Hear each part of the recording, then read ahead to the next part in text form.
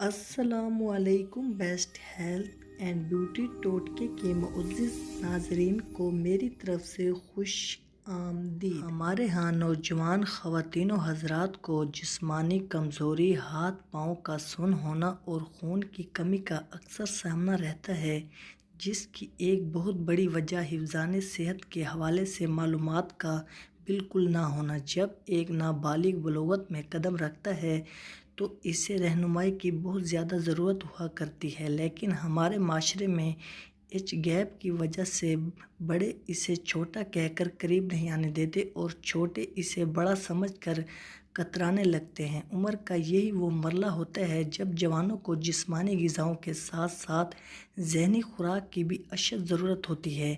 جسمانی اور جنسی تبدیلیوں کا یہ مرحلہ نوجوانوں کی زندگی کا ایک اہم موڑ ہوتا ہے اور یہاں انہیں بدنی، ذہنی اور معاشری، اخلاقی اور سماجی لحاظ سے بہت زیادہ رہنمائی کی ضرورت ہوتی ہے، لیکن نامناسب ماحول اور تعلیم نہ ہونے کی وجہ سے اکثر نوجوان اپنی بدنی اور ذہنی صلاحیتوں سے ہاتھ دھو بیٹھتے ہیں۔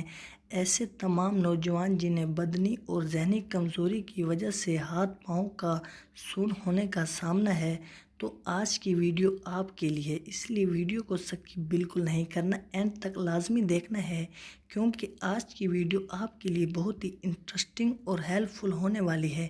اس سے پہلے آپ سے ایک چھوٹی سی گزارش ہے کہ آپ نے ابھی تک ہمارے channel best health and beauty ٹوٹکے کو سبسکرائب نہیں کیا تو جلدی سے چینل کو سبسکرائب کریں اور بیل آئیکن کو پریس کر دیں تاکہ مزید آنے والی ویڈیوز کی نوٹیفیکیشن سب سے پہلے آپ تک پہنچتی رہے۔ تو ناظرین، سب سے پہلے وہ نوجوان جنہیں ہاتھ پاؤں کے سن ہونے کا مسئلہ ہے، وہ اپنی خوراک میں سے کولڈ ڈرنکس، بیکری مصنوعات، فاسٹ فوڈز اور تلی بھنی اور تیز مسالہ جات سے تیار غذائیں نکال دیں۔ نہار، منہ سیر اور ورزش کو اپنے معمول کا لازمی حصہ بنا لیں۔